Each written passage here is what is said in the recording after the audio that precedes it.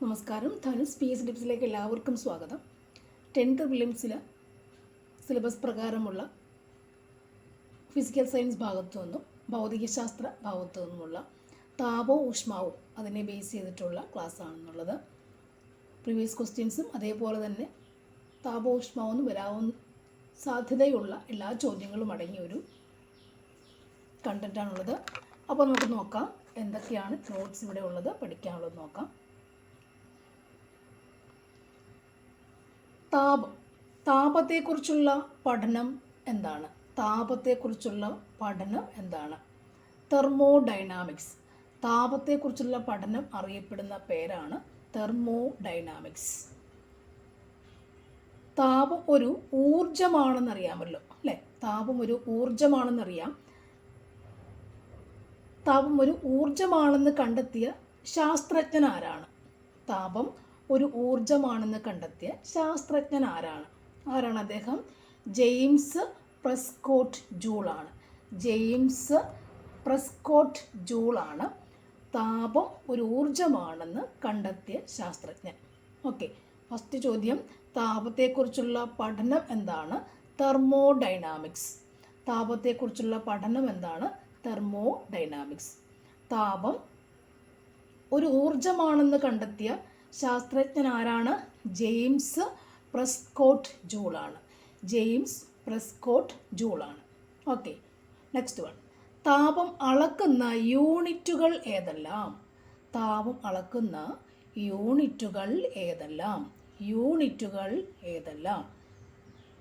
ഉത്തരം എന്താണ്? Joule and calorie. Joule, calorie എന്നിവയാണ്. താപം അളക്കുന്ന യൂണിറ്റുകൾ ഏതെല്ലാമാണ്? ജൂളും കലോറിയുമാണ്. ജൂൾ, കലോറി എന്നിവയാണ് താപം അളക്കുന്ന യൂണിറ്റുകൾ. ജൂൾ, കലോറി എന്നിവയാണ് താപം അളക്കുന്ന യൂണിറ്റുകൾ.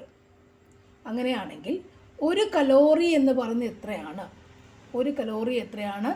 4.2 ജൂളാണ്. ഒരു കലോറി എത്രയാണ്? 4.2 ജൂളാണ്. ഓക്കെ, ഒന്നുകൂടി ചോദ്യങ്ങൾ. താപത്തെക്കുറിച്ചുള്ള പഠനം എന്താണ്? തെർമോഡൈനാമിക്സ്. താപം അളക്കുന്ന യൂണിറ്റുകൾ ഏതൊക്കെയാണ്? Joule, calorie. ഒരു കലോറി എത്ര ജൂളാണ്? 4.2 ജൂളാണ്. വളരെ ഇമ്പോർട്ടൻ്റ് ആണിത്. ഒരു കലോറി എത്ര ജൂളാണ്? 4.2 ജൂളാണ്. ഒരു കലോറി എന്ന് പറഞ്ഞാൽ എന്താണ്? അതായത് 1 ഗ്രാം ജലത്തിൻ്റെ ഊഷ്മാവ് 1 ഡിഗ്രി സെൽഷ്യസ്. ഓക്കെ, 1 ഗ്രാം ജലത്തിൻ്റെ ഊഷ്മാവ് 1 ഡിഗ്രി സെൽഷ്യസ് ഉയർത്താൻ ആവശ്യമായ താപത്തിൻ്റെ അളവാണ് 1 കിലോ കലോറി. 1 കലോറി, 1 ഗ്രാം അല്ല, ഒന്നാണ്. 1 ഗ്രാം ജലത്തിൻ്റെ ഊഷ്മാവ് 1 ഡിഗ്രി സെൽഷ്യസ്.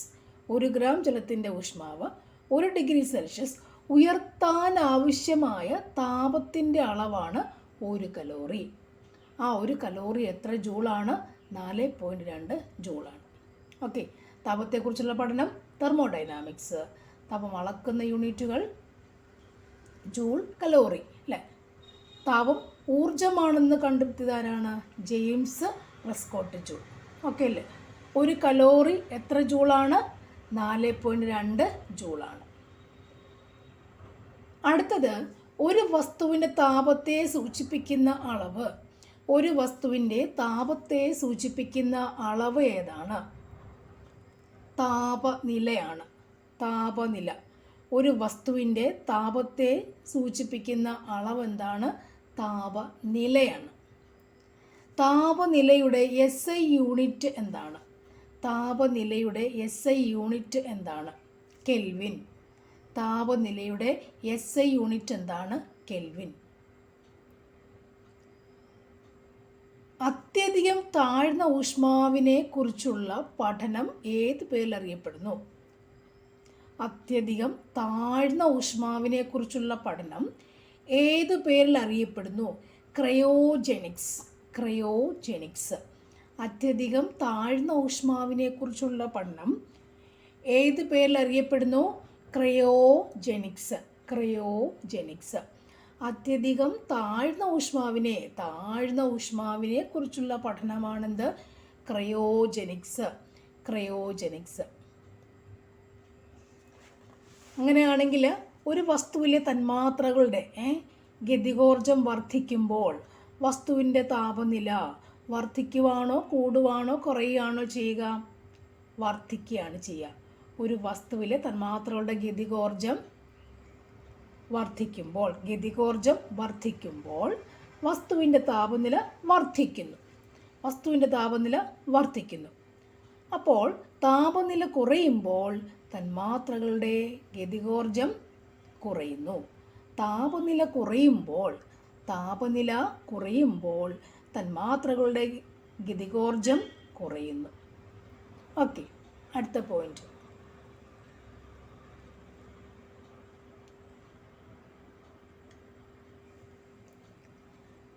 അങ്ങനെയാണെങ്കിൽ നമുക്ക് ഊഷ്മാവൊക്കെ അളക്കാൻ ഉപയോഗിക്കുന്ന യൂണിറ്റ് ഏതൊക്കെയാണ്? ഊഷ്മാവ് അളക്കാൻ ഉപയോഗിക്കുന്ന യൂണിറ്റുകൾ ഏതൊക്കെയാണ്? ഊഷ്മാവ് അളക്കാൻ ഉപയോഗിക്കുന്ന യൂണിറ്റുകൾ ഊഷ്മാവ് അളക്കാൻ ഉപയോഗിക്കുന്ന യൂണിറ്റ് ഏതൊക്കെയാണ്? ഒന്ന് ഡിഗ്രി സെൽഷ്യസ്, മറ്റൊന്ന് കെൽവിൻ, മറ്റൊന്ന് ഫാരൻഹീറ്റ്. മൂന്നെണ്ണം നമുക്ക് പരിചയമുള്ളതാണ് അല്ലേ? ഊഷ്മാവ് അളക്കാൻ ഉപയോഗിക്കുന്ന യൂണിറ്റുകൾ ഏതെല്ലാം? ഊഷ്മാവ് അളക്കാൻ ഉപയോഗിക്കുന്ന യൂണിറ്റുകൾ ഏതെല്ലാമാണ്? 0 ഡിഗ്രി സെൽഷ്യസ് അല്ലേ? അതായത് ഡിഗ്രി സെൽഷ്യസ് എഴുതിയെടുക്കുന്നതാണ് അങ്ങനെ കേട്ടോ. ഡിഗ്രി സെൽഷ്യസ് എഴുതിയേക്കുന്നതാണ്, ഡിഗ്രി സെൽഷ്യസ് ആണ്. പിന്നെ കെൽവിൻ, ഫാരൻഹീറ്റിന് F ആണ് കൊടുത്തേക്കുക. അടുത്ത ചോദ്യം നോക്കാം. ഒരു പദാർത്ഥത്തിൻ്റെ ഊഷ്മാവ് അളക്കാൻ ഉപയോഗിക്കുന്ന ഉപകരണം ഏതാണ്? തെർമോമീറ്റർ. നമുക്ക് LGS പ്രതീക്ഷിക്കാവുന്ന ക്വസ്റ്റ്യൻസ് ആണ് ഇതൊക്കെ. ഒരു പദാർത്ഥത്തിൻ്റെ ഊഷ്മാവ് അളക്കാൻ ഉപയോഗിക്കുന്ന ഉപകരണം ഏതാണ്? തെർമോമീറ്റർ. ടെക്സ്റ്റ് പ്രകാരം, നമ്മുടെ സിലബസ് പ്രകാരം ടെക്സ്റ്റിൽ നിന്നുമൊക്കെയുള്ള ചോദ്യങ്ങളാക്കിയാണ് കൊടുത്തേക്കുന്നത്. ഒരു പദാർത്ഥത്തിൻ്റെ ഊഷ്മാവ് അളക്കാൻ ഉപയോഗിക്കുന്ന ഉപകരണമാണെന്ത്? തെർമോമീറ്റർ. അടുത്ത ചോദ്യം, തെർമോമീറ്ററിൽ ദ്രാവകമായി ഉപയോഗിക്കുന്നത് എന്താണ്? മെർക്കുറി. തെർമോമീറ്റർ കണ്ടുപിടിച്ചത് ആരാണ്? ഗലീലിയോ. ഊഷ്മാവ് അളക്കാൻ ഉപയോഗിക്കുന്ന ഉപകരണം എന്താണ്? തെർമോമീറ്ററിൽ ദ്രാവകമായി ഉപയോഗിക്കുന്നത് എന്താണ്? മെർക്കുറിയാണ്. തെർമോമീറ്റർ കണ്ടുപിടിച്ചത് ആരാണ്? ഗലീലിയോ. ഓക്കെ, അടുത്തത് മെർക്കുറി തെർമോമീറ്റർ കണ്ടുപിടിച്ചത് ആരാണ്? ഫാരൻഹീറ്റാണ്. മെർക്കുറി തെർമോമീറ്റർ കണ്ടുപിടിച്ചത് ആരാണ്? ഫാരൻഹീറ്റാണ്. ഓക്കെ, ഫാരൻഹീറ്റാണ്. അടുത്ത ക്വസ്റ്റ്യൻ, ക്ലിനിക്കൽ തെർമോമീറ്റർ കണ്ടുപിടിച്ചത് ആരാണ്? Clinical thermometer sir Thomas Albert ആണ് കണ്ടുപിടിച്ചത്. Clinical thermometer sir Thomas Albert ആണ് കണ്ടുപിടിച്ചത്. ഓക്കെ അല്ലേ? അപ്പോൾ അങ്ങനെയാണെങ്കിൽ ജലം തിളച്ച് നീരാവിയാകുന്നത് എത്ര കെൽവിനിലായിരിക്കും? ജലം തിളച്ച് നീരാവിയാകുന്നത് 373 കെൽവിനിലാണ്. 373 കെൽവിനിലാണ് ജലം തിളച്ച് നീരാവിയാകുന്നത്. ഓക്കെ അല്ലേ? അടുത്ത ചോദ്യത്തിലേക്ക് പോവാം. ഐസ് ഉരുകുന്ന താപനില എത്രയാണ്? ഐസ് ഉരുകുന്ന താപനില എത്രയാണ്? 0 ഡിഗ്രി സെൽഷ്യസ്. ഐസ് ഉരുകുന്ന താപനില എത്രയാണ്? 0 ഡിഗ്രി സെൽഷ്യസ് അല്ലേ? എന്ന് പറഞ്ഞാൽ 32 ഡിഗ്രി ഫാരൻഹീറ്റ്. 32 ഡിഗ്രി ഫാരൻഹീറ്റാണ്. ഓക്കെ, 32 ഡിഗ്രി ഫാരൻഹീറ്റാണ്. ഐസ് ഉരുകുന്ന താപനില 0 ഡിഗ്രി സെൽഷ്യസ് എന്ന് പറഞ്ഞാൽ 32 ഡിഗ്രി ഫാരൻഹീറ്റാണ്. സാധാരണ ശരീരത്തിൻ്റെ ഊഷ്മാവ് എത്രയാണ്? 37 ഡിഗ്രി സെൽഷ്യസ് ആണ്. 37 ഡിഗ്രി സെൽഷ്യസ് ആണ് സാധാരണ നമ്മുടെ ശരീരത്തിൻ്റെ ഊഷ്മാവ് എത്രയാണ്? 37 ഡിഗ്രി സെൽഷ്യസ് ആണ്. 37 ഡിഗ്രി സെൽഷ്യസ് ആണ്. എന്ന് പറഞ്ഞാൽ എത്രയാണ്? എത്ര ഫാരൻഹീറ്റ് ആയിരിക്കും? നോക്കിക്കോളൂ, അത് ചോദിക്കാമേ. 98.6 ഡിഗ്രി ഫാരൻഹീറ്റ്. 37 ഡിഗ്രി സെൽഷ്യസ് എന്ന് പറഞ്ഞാൽ എത്രയാണ്? 98.6 ഡിഗ്രിയാണ് ഫാരൻഹീറ്റ് വരുമ്പോൾ. അപ്പോൾ കെൽവിൻ വരുമ്പോൾ എത്രയായിരിക്കും? 310.15 കെൽവിനാണ്. 15 കെൽവിൻ. ഓക്കെ. അപ്പോൾ ഒരാളുടെ ശരീര ഊഷ്മാവ് എത്രയാണ്? സാധാരണഗതിയിൽ 37 ഡിഗ്രി സെൽഷ്യസ് ആണ്.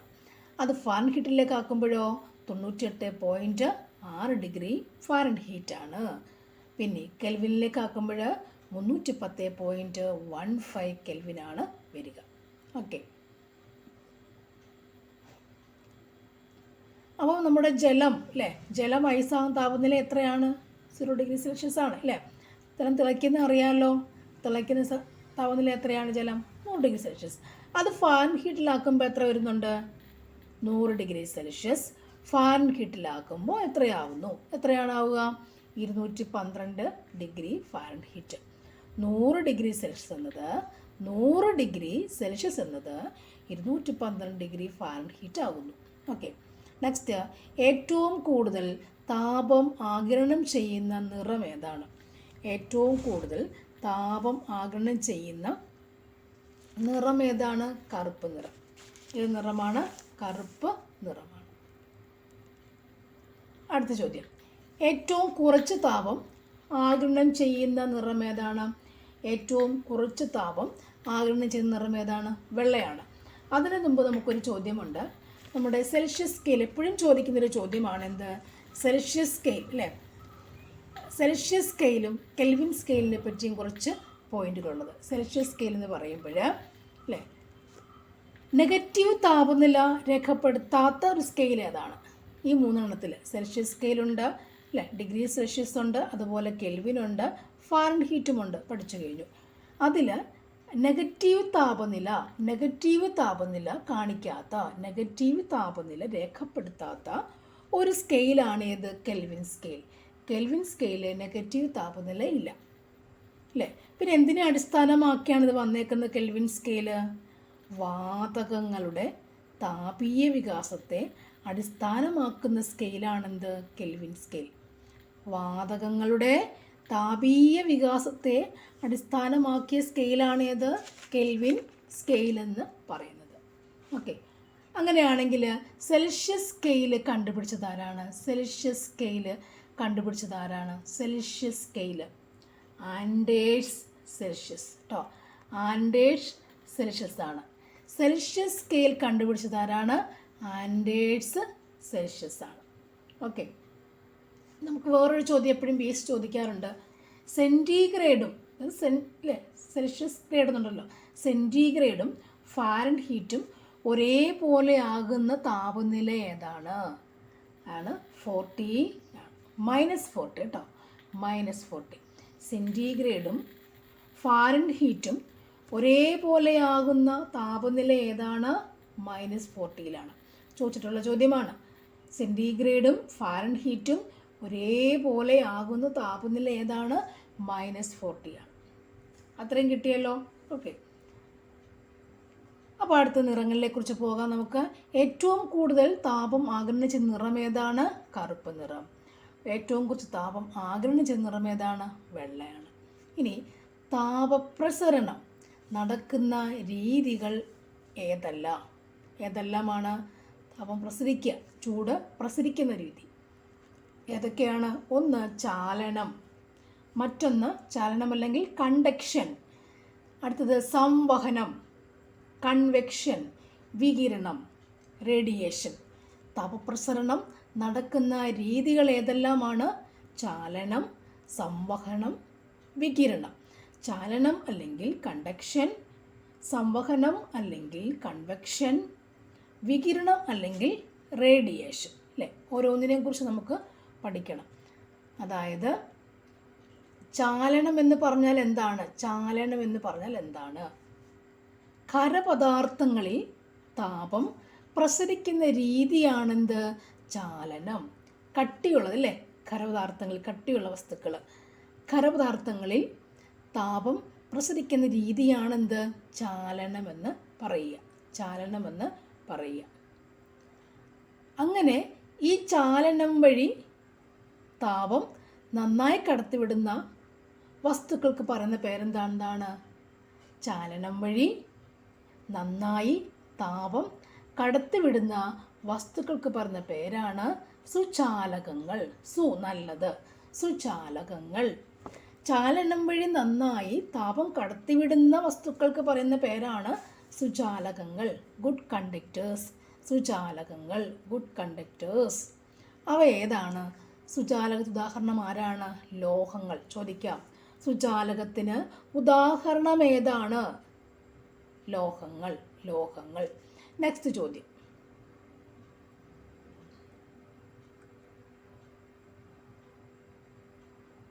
അപ്പോൾ അതിന് മുമ്പ് സുചാലകം എന്ന് പറയുമ്പോൾ നമ്മൾ എന്ത് പറഞ്ഞു? ചാലനം വഴി നന്നായി താപം കടത്തിവിടുന്ന വസ്തുക്കളാണ് സുചാലകങ്ങൾ. അവ ലോഹങ്ങളാണ്. എന്നാൽ ചാലനം വഴി താപം കടത്തിവിടാത്ത വസ്തുക്കൾ ഏതൊക്കെയാണ്? കുചാലകങ്ങൾ. കുചാലകങ്ങൾ. അത് തടി, പേപ്പർ, ബേക്ക്ലൈറ്റ് എന്നിവ. കുചാലകങ്ങളെ അറിഞ്ഞു വെച്ചേക്കുക. ഏതൊക്കെയാണ്? തടി, പേപ്പർ, ബേക്ക്ലൈറ്റ് എന്നിവ. കിട്ടിയല്ലോ. നെക്സ്റ്റ് ചോദ്യത്തിലേക്ക് പോവാം. തന്മാത്രകളുടെ സ്ഥാനമാറ്റം മുഖേന താപം പ്രസരണം ചെയ്യപ്പെടുന്ന രീതിയാണ് ഏത്? സംവഹനം. തന്മാത്രകളുടെ സ്ഥാനമാറ്റം മുഖേന താപം പ്രസരണം ചെയ്യപ്പെടുന്ന രീതിയാണ് സംവഹനമെന്ന് പറയുക. അപ്പോൾ ദ്രാവകങ്ങളിലും വാതകങ്ങളിലും നടക്കുന്നത് എന്താണ്? സംവഹനം മുഖേനയാണ്. ദ്രാവകങ്ങളിലും വാതകങ്ങളിലും താപം പ്രസരിക്കുന്ന രീതി ഏതാണ്? സംവഹനമാണ്. സംവഹനമാണ്. ഓക്കെ. അപ്പോൾ ദ്രാവകങ്ങളിലും വാതകങ്ങളിലും നടക്കുന്ന താപ പ്രസരണ രീതി ഏതാണ്? സംവഹനം. കടൽക്കാറ്റിനും കരക്കാറ്റിനും കാരണമാകുന്ന താപപ്രസരണ രീതി ഏതാണ്? സംവഹനമാണ്. കടൽക്കാറ്റുണ്ടാകണമെങ്കിലും കരക്കാറ്റുണ്ടാകണം ആര് വേണം? ഏത് രീതി താപം പ്രസരിക്കണം? നമുക്ക് സംവഹനമായിരിക്കും വേണ്ടത്. സംവഹന രീതിയിലാണ് പോകേണ്ടത്. ഓക്കെ. Next point. ഒരു മാധ്യമത്തിൻ്റെ സഹായമില്ലാതെ താപം പ്രസരിക്കുന്ന രീതിയാണെന്ത്? വികിരണം. ചോദിക്കുന്നുണ്ട് എപ്പോഴും. ഒരു മാധ്യമത്തിൻ്റെ സഹായമില്ലാതെ താപം പ്രസരിക്കുന്ന രീതിയാണെന്ത്? വികിരണം. ഒരു മാധ്യമത്തിൻ്റെ സഹായമില്ലാതെ താപം പ്രസരിക്കുന്ന രീതിയാണെന്ത്? വികിരണം എന്ന് പറയുന്നത്. ഏറ്റവും കൂടുതൽ താപം ആഗിരണം ചെയ്യുന്ന നിറം ഏതാണ്? കറുപ്പാണ്. ഏറ്റവും കൂടുതൽ താപം ആഗിരണം ചെയ്യുന്ന നിറം ഏതാണ്? കറുപ്പാണ്. ഏറ്റവും കുറച്ചാണെങ്കിലോ അത് വെള്ളയായിരിക്കും. ഏറ്റവും കുറച്ചാണെങ്കിൽ അത് വെള്ള നിറം ആയിരിക്കും. അപ്പോൾ ഒരു മാധ്യമത്തിൻ്റെ സഹായമില്ലാതെ താപം പ്രസരിക്കുന്ന രീതിയാണെന്ത്? വികിരണം. ഏറ്റവും കൂടുതൽ താപം ആഗിരണം ചെയ്യുന്ന നിറമാണ് കറുപ്പ് നിറം. ഏറ്റവും കുറച്ച് താപം ആഗിരണം ചെയ്യുന്ന നിറമാണെന്ത്? വെള്ളം. ഓക്കെ. ഈ നോട്ട്സൊക്കെ പഠിച്ചാൽ തന്നെ ആ ഫിസിക്സിൻ്റെ പോർഷൻസ് കവർ ചെയ്ത് പോകാം. ഓക്കെ.